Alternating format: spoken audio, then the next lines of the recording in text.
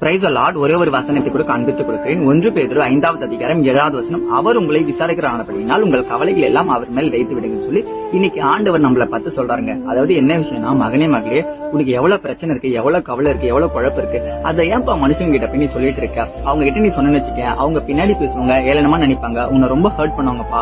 உன் கவலைகளை, உன் பிரச்சனைகளை, உன் பாரத்தை போக்கிட்டு நான் இருங்கப்பா, என்கிட்ட வந்து சொல்லுப்பான்னு சொல்லி ஆண்டவர் சொல்றாரு. ஆனா இன்னைக்கு நிறைய நேரங்கள் நம்ம என்ன பண்றோம், அந்த மனுஷங்க கிட்ட போனா சால்வ் ஆகும், இந்த பாஸ்டர் கிட்ட போனா சால்வ் ஆகும், அவங்க கிட்ட போனா நமக்கு ஹெல்ப் கிடைக்கும் சொல்லி நம்ம நிறைய மனுஷங்களை நாடி போறோம். அது தப்பு கிடையாதுங்க. ஆனா நம்ம முதல்ல நாட வேண்டியது ஆண்டவர் தாங்க. ஏன்னா அவர் உங்களை விசாரிக்கிறார் போது அவர்கிட்ட தான் நம்ம கொடுக்கணும். ஏன்னா வருத்தப்பட்டு பாரம் சுமக்க என்னிடத்தில் வாருங்கள் இயேசு கிறிஸ்துவே சொல்றாருங்க. இது மாதிரி யாராச்சும் சொல்ல முடியுமா?